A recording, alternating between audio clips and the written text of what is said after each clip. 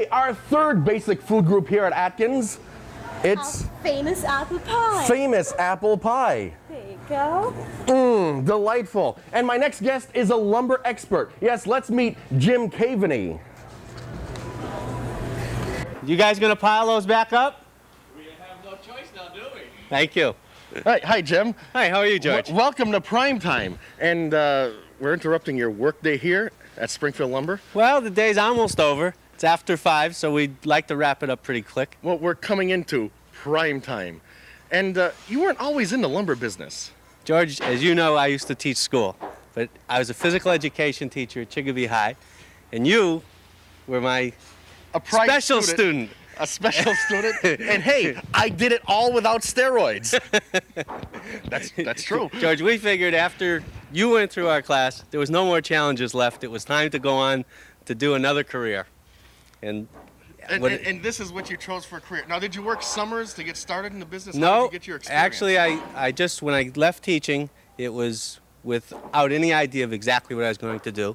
And I took a job at a lumber yard for the summer just to decide what I was going to do with the rest of my life, and I never left. This is where I stayed. So this started out as a summer job? Yes, yep. And how long have you been doing this? Since 1979, so 12 years. Lots of experience. Now, have you noticed a problem with some of these plywood palace type places that have come onto the scene? Well, they've certainly taken a little bit of the business from not only the lumber yards, but also the electric supply places, the plumbing supply places, the hardware stores. So yes, they've taken their share of the business, and hopefully they won't continue to grow as much as the other companies will start to take advantage of the special opportunities you can get at their places. Well, how can you compete? Don't they sell everything cheaper? No, George, they advertise a lot of things that they really do sell cheaper, but there's a whole bunch of items that we have specifically here that they don't even carry. And then there's a number of items, not only does my company, but a number of the other independents have, that compete very favorably. We can supply a lot of items that the plywood palaces, you want to call them, don't even have, don't wish to get into, and sell, quite honestly, at a higher price than many of us. Now, would they be able to special order these items? Anybody can special order it. Would they be willing to special order it? Depends on the size, the quantity, and the item. We have a policy here that if a customer deals with us on a regular basis, we will special order anything they want. What we look for is customers and repetitive businesses. The big people want you to come in there, spend your money, and leave. They're cash and carry, minimal amounts of service, where whatever we can do to help improve our customer situation, that's what we're here for. So if you want one item, of one piece of one item, if it's possible for us to do it, we will do it. Now, to average people like me, I mean, I always thought lumber is lumber. What are these specialty items? I mean, can you show us a few Sure, things? Judge. As we go right over here, many of the companies specialize in certain products. A couple of independent lumber yards that we are very friendly with specialize in dealing with home builders. Another company might specialize in remodelers. And they have specific inventories that are indicative of that profession.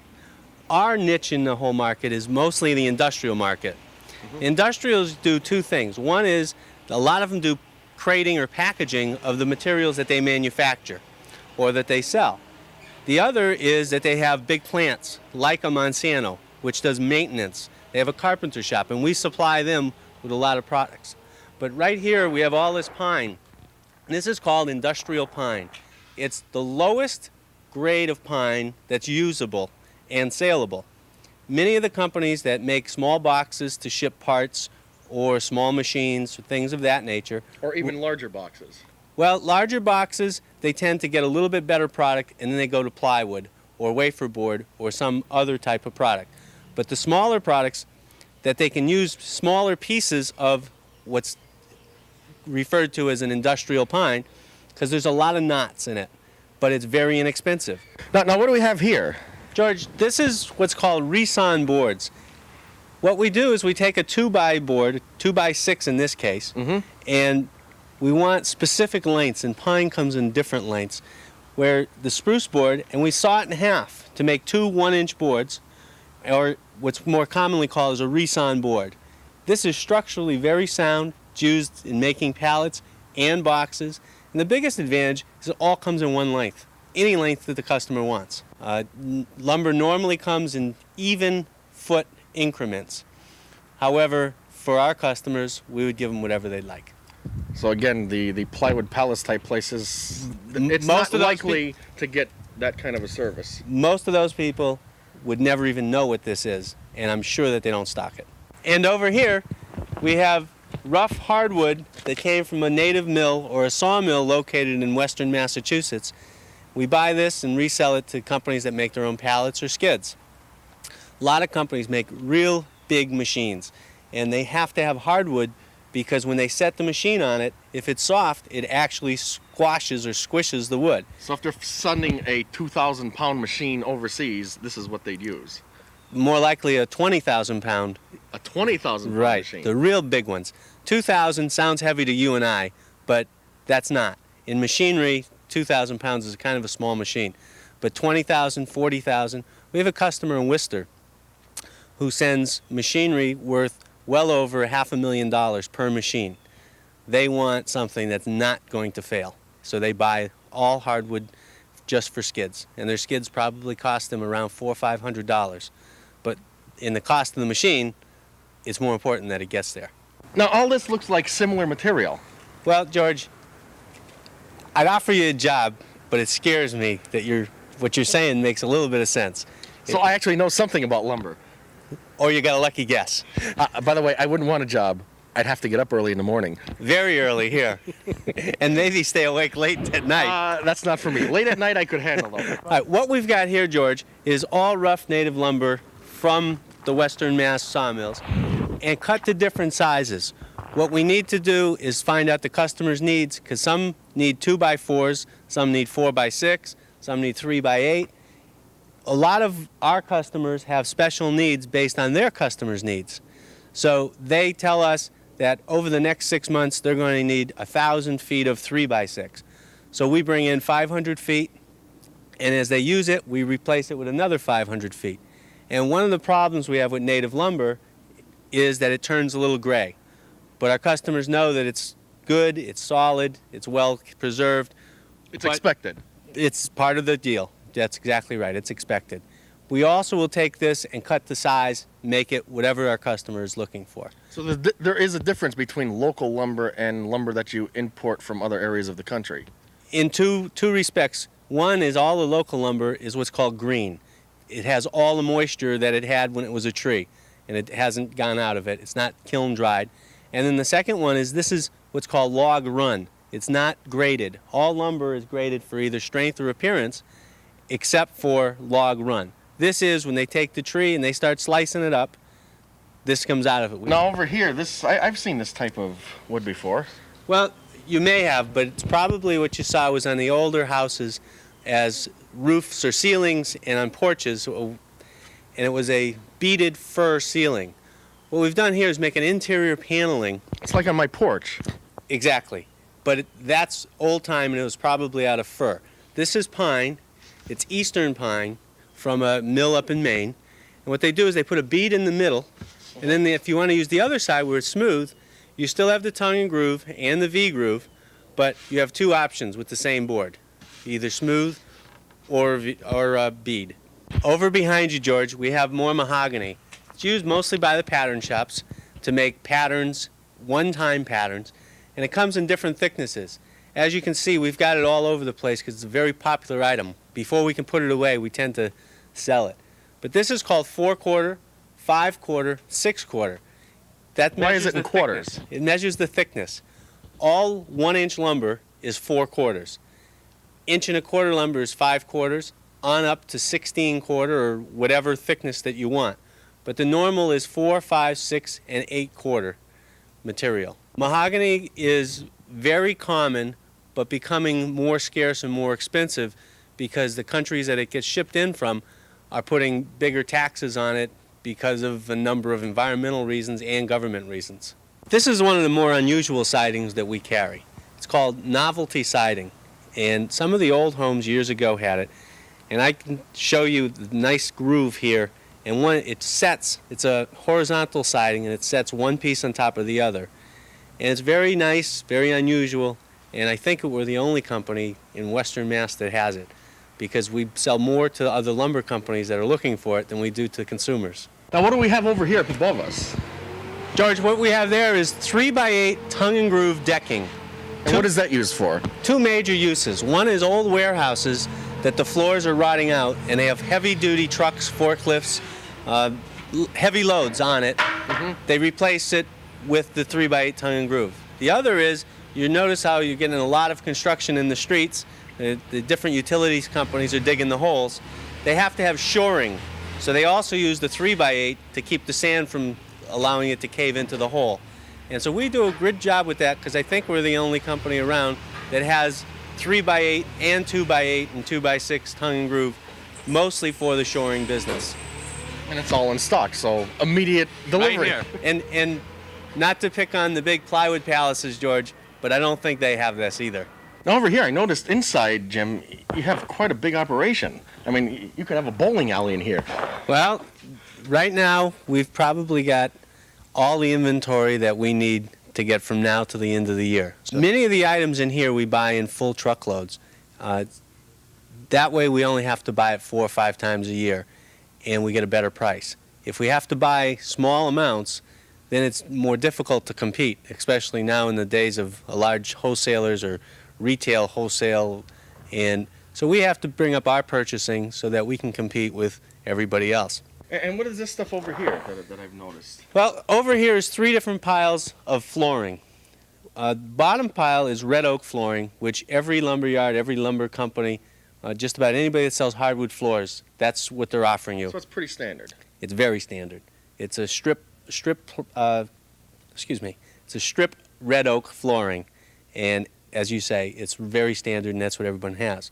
What we have is a maple flooring, which is mostly used in industrial floors. This is a much harder. Well, it's not harder than the oak. It's not? No, it's maple and oak are equally as hard, but this is 4 inches wide versus 3 inches wide. And it's called jointed, which is smooth on the edges, and in-match, tongue and groove match on the edges. What happens is when we replace old floors in the warehouses or the old office buildings, they were made with maple floors. And this will slide right in. Whereas if we had tongue and groove on all 4 edges, you couldn't get it in to replace it. So we also stock the maple flooring in a tongue and groove for a new floor, and jointed and in-matched for an old floor. And thirdly, we have white oak flooring, which is a specialty. I don't think that your viewers will be able to see the difference on television, but the whiter grain oak, or white oak, is just another hardwood, and the grain is more pronounced. Now, Jim, what do we have here? This looks like house molding. Well, it is house molding, but it's oak molding. And oak molding sounds expensive. It is a little bit more expensive than your old pine moldings, but as people start to get a little bit more sophisticated, and they find that they really are getting the house that they want of a lifetime, they want something a little bit more special. Well, they'll spend a little extra on the options. That's correct. And believe it or not, it isn't a lot extra. When you think of oak, you immediately think of thousands of dollars extra. And to do a whole house in oak versus pine is probably $1,000 extra, not $10,000 extra. So a lot of people are really getting involved in it. It's also something, as you can see here, we stock a whole slew of it. We probably have the largest inventory of hardwood moldings in greater Western Mass. However, all the independents have access to hardwood moldings and can get one piece or many pieces as you need. We've got casings, base molding, crown molding, another type of base molding. And we can have anything made. And that's another thing independents will do, is they can go out to companies and supply lumber and have it all made up, special custom millings. I don't think that the, quote, plywood palace is interested in that type of business. Theirs is off the shelf. That's my line, by the way. You better not use that. I want royalties. I like it. It kind of describes a whole lot of people that we all know about. It's a generic term for that Very good. type of operation. Now this stuff here looks like extremely smooth plywood. It is smooth, George. It's mostly used in the furniture industry and on floors. In the furniture industry, it's used as a backer. If you get cabinets or bureau, the back or the bottom of the drawers is usually made out of what this is called is Meranti or Luan mahogany or Philippine mahogany. Different countries that it comes from have a different name. And this is quarter-inch Luan plywood, which really isn't quarter-inch because it's all metric size. This is 5.2 millimeter. Is it still match up with quarter-inch? It's a little skinny. It's a little thinner than quarter-inch. Quarter-inch would be 5.5 millimeters, and this is 5.2. Now over here, Jim, it looks like we have boards for a picnic table. Well, it'd be an awful expensive picnic table, George. Something that even a star person like myself wouldn't be able to afford. Well, George, I know that you play sometimes at night and make lots of money. So, yeah, you could probably afford it, but I don't think you'd build a picnic table. This is the rough hardwood. It's FAS grade, which means first and seconds. It's the highest quality furniture lumber that you can buy.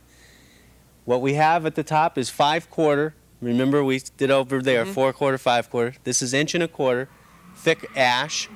This is 4/4 walnut. This is 8/4 maple.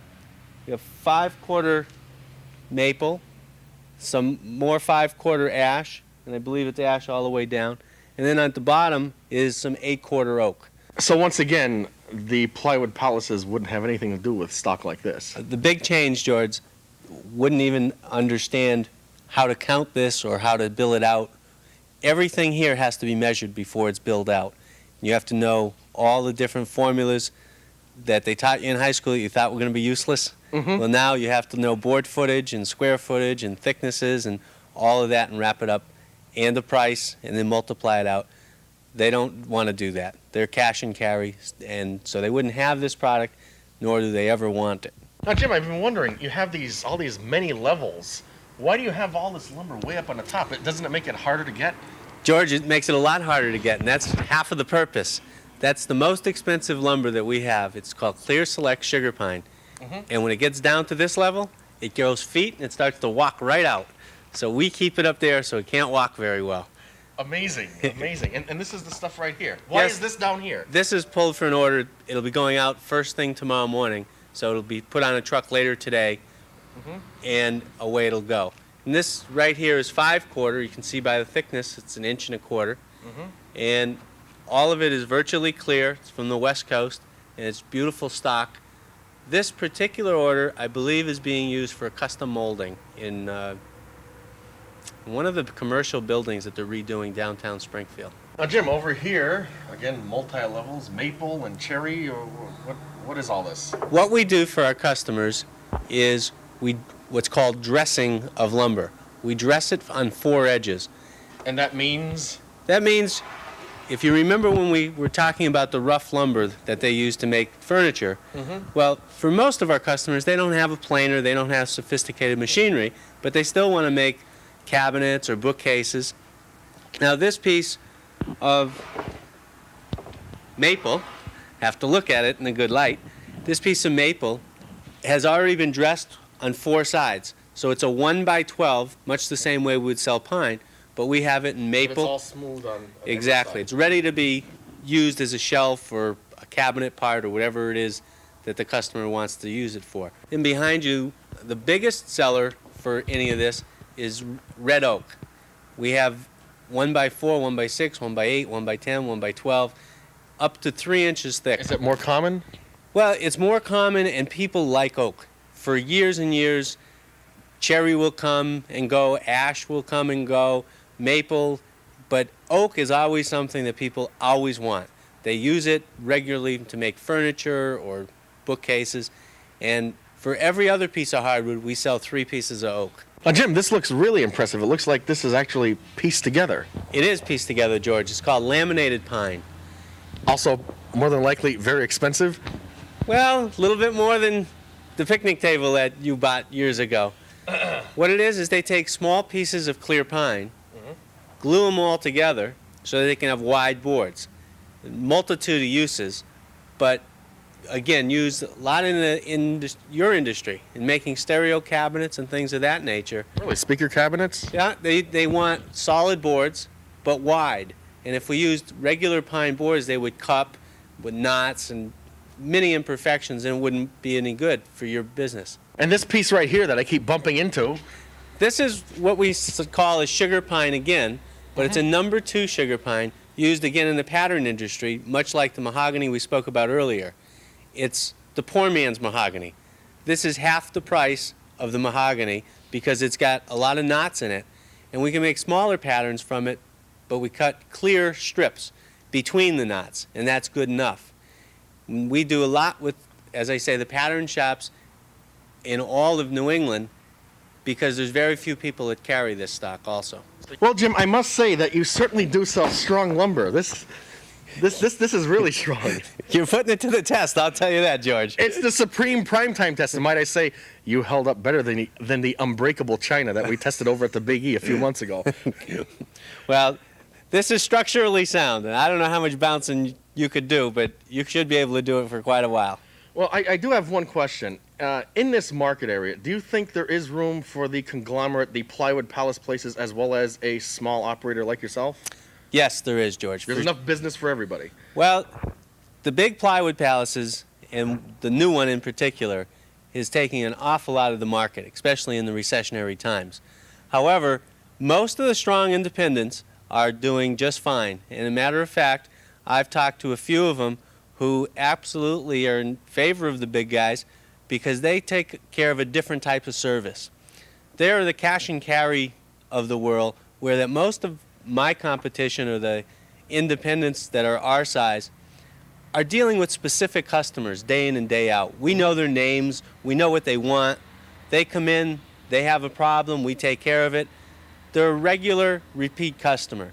And that's what the big places tend to forget, nor do they even care about. They're one day in, pay the money, carry it out with you. We give service, and all the independents, not just us, we give service on a daily basis. We do delivery on the same day or the next day, and most of the big places aren't geared up to do that. And even special orders. Well, special orders are not special for us. That's a way of life for us. People come in and they want something we don't have. You can still have it. We have to get it. That's where we make all of our bread and butter, and that's how the customers come back, because the way we treat them. Well, Jim, this certainly has been interesting and different on Prime Time, and I want to thank you for being here. Well, thank you. And I guess now I can back up the van and we can go build a house. Bring it right in. We're ready to go.